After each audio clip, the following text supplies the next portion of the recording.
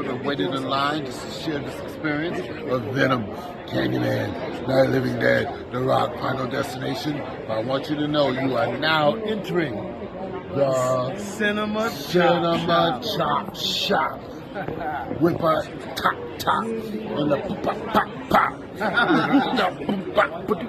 Boom, boom, bop.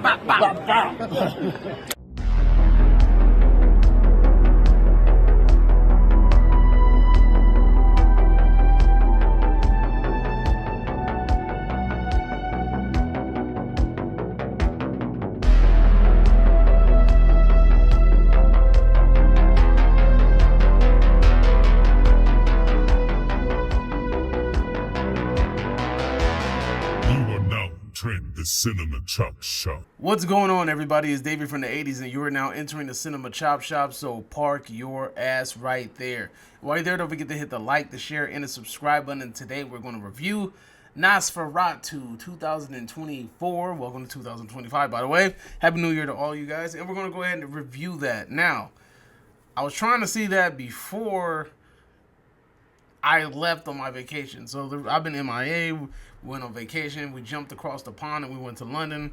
That's a conversation for another day. But let's go ahead and get into Nosferatu.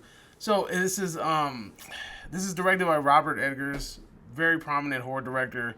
I was really excited when I heard that he picked up this project, and I knew that it was in good hands. But this film is starring Bill Skarsgård. It also has William Dafoe as old dude that plays Kraven the Hunter, and also Lily Rose Depp, who is Johnny Depp's daughter. So we'll get more into that later. Now, if you guys aren't familiar with Nosferatu, it's basically the story of Dracula. It's the same concept, different name, but it's literally the same shit. If you've seen Dracula, Nosferatu is right up the same alley. But anyway, to the point, Nosferatu, this movie has been getting a lot of buzz. It's considered one of the best horror movies of 2024. It's been said, like, it's been getting a lot of heavy praise. I personally don't think that it's the greatest horror movie of 2024, but it definitely might crack a top 5. I would really have to sit down and think about that, but this movie was pretty good. The most part about the film, or the best aspect of the film, was the simple fact that the cinematography is fantastic. The one thing, that's the first thing that you're going to notice. There's some really good, breathtaking scenes. Eggers does a really good job at trying to keep some of the odes to the original alive and present in the film.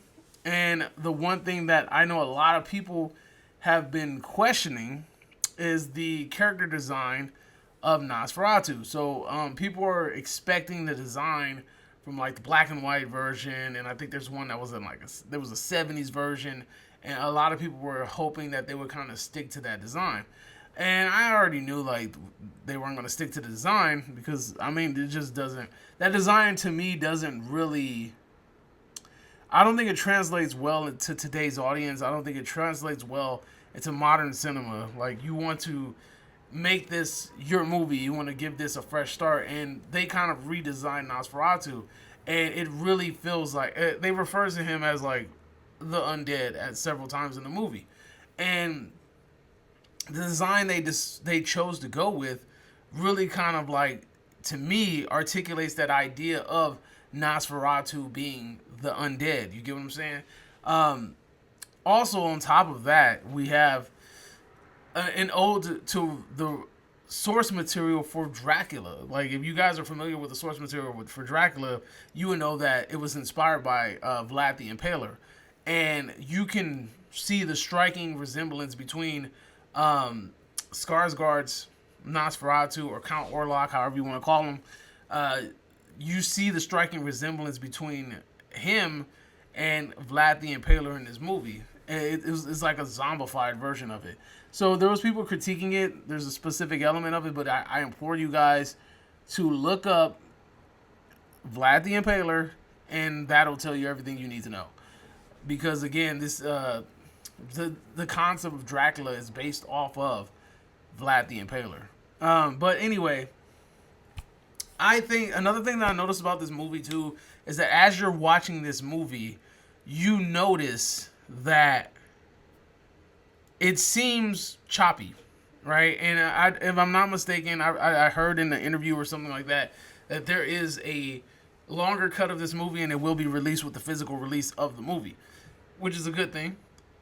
But on top of that, it's noticeable. You have scenes that kind of cut, and you have to really pay attention to the storyline. And sometimes you gotta kind of have to pace it together because it doesn't feel like a fluid story because it feels choppy in some parts. And does it take away from the movie overall experience? Yeah, it kind of does because you feel like, and when it first happens, you feel like you're tripping. You're like, okay, did I miss something? Like, what the hell just happened here? Like, is this a time jump? Like, what are we doing here? And I get it. You don't want to spend too much time on certain things that don't really do much for the story, but at the same time, it's very noticeable when you're jumping specifically from one scene to the next, and it seems like days are passing, and in a matter of seconds, you're just like, how the hell is this even happening? But anyway, that was another kind of flaw with the movie. You do feel that this movie is over 2 hours, and you do feel that runtime while you're watching the movie because this is a very dialogue-driven movie. The characters talk a lot. There is a lot of dialogue, and when things get spooky, it gets spooky. I think he did a real good job at trying to embody the gothic aura, the gothic style, and also trying to use presence and scenery and things like that to try to scare the audiences versus just throwing it in a bunch of jump scares. A lot of people have been praising Lily Rose Depp in her performance. I think this might be, I don't know if this is her first movie or her first big project, but me personally, and my wife agreed with me, like I wasn't a fan of her. I didn't think that her character was really believable. I feel like with such a star-studded cast, you could have found anybody else to do that shit, and I just wasn't believing her. Like, I felt like she was overacting in certain parts. Like, it felt like she was trying too hard to do what she felt like needed to be done to kind of to drive home the emotion. It just she does a lot of facial features, and the facial features that the facial features that she does, I don't know, like, they just irritated me. Like, I wasn't into her character. I didn't feel like she was a good fit for this movie, and she kind of stands out as one of the least prepared actors in this movie. You can specifically tell that her acting chops are not as refined as the people that she shares the screen with. And I mean, that's a big company. You got Defoe, you got Skarsgård, and all these other people, and you have to share the screen with them. And at first, I wasn't really bothered because her character didn't get much screen time and much dialogue. But every time she talked, it was like nails to a chalkboard. I don't know, like, I wasn't digging her character. I felt like we could have got I forgot her name. It's a girl. She has a fucking long ass face.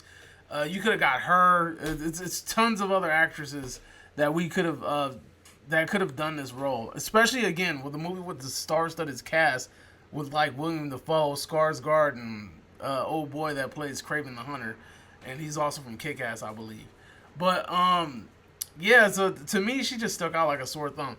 But Skarsgård, I gotta give it to Skarsgård. Skarsgård's character was freaking fantastic as Count Orlok.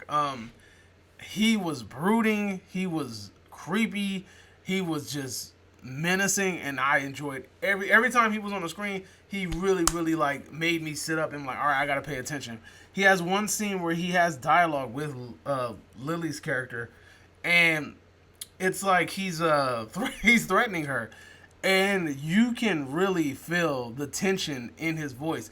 It goes from just like a regular kind of tone to just like this brooding overtone. William Dafoe's character was fun as hell as well in this movie. Really, William Dafoe always knocks it out of the park. His character's fun. He kind of feels like Van Helsing in a way. If you guys are familiar with Van Helsing, Monster Hunter, yeah, he feels like he's Van Helsing in this movie. And then also there's one more guy. I don't know who he is, so I gotta like kind of like glance through the stuff. But he was this guy, and he's like the underling of Count Orlok. And dude like did a fucking good job. I liked his character as well too. He was Count Orlok's underling. If you guys have watched the movie, you know exactly what I'm talking about. If you haven't seen the movie, you'll trust me. You'll get to you'll get to know him because he shows his ass, literally. Anyway, so overall, again, I had a really good experience with this movie. The movie is fantastically shot. It has some really strong acting by some of the leads, or most of the leads in the movie. It feels a little draggy at times. The acting is a little bit choppy from certain individuals. But William Dafoe does a great job, and Bill Skarsgård knocks this shit out of the park. He does a fantastic job as Count Orlok, and honestly, this is probably one of the best reiterations of a character I've ever seen. Like, I like this version of Dracula, or the vampire kind of like king-esque idea, or the original vampire, however you want to call it, but I really enjoyed Skarsgård's character in this movie. Overall in this movie, I mean, if I have to give it like a grade between A through, F, I think this movie deserves a solid B. It's not an A film for me, mostly because of the choppiness. Maybe if we get the full cut and I can sit down and watch the full cut and see what Eggers had in mind originally, maybe that might change my mind, but the choppiness is very present. Also, Lily's overacting in the movie kind of ruined it for me, especially because she has a very important role, or she's a key component in the third act. She did all right in the third act, though. Like, I mean, her character wasn't as annoying in the third act when she has like this final standoff against Count Orlok, and that was okay. But I mean, it's not going to save you for annoying me the rest of the 2/3 of the film. But anyway, I enjoyed the movie. I think it's a B plus type movie. I enjoyed it. I had fun with it. Cinematography is great. If you guys are an Eggers fan, I would definitely say check it out. Yeah, I think it's one of the stronger horror films of the year. It's not the best, as some people were saying, but it's a very strong contender, possibly top 5.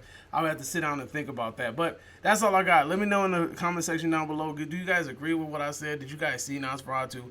What did you think about it? Let me know in the comment section down below. And you are now exiting the Cinema Chop Shop. Hope you guys are having a great day. Adios, homies. I want to play a game. Subscribe now. The choice is yours.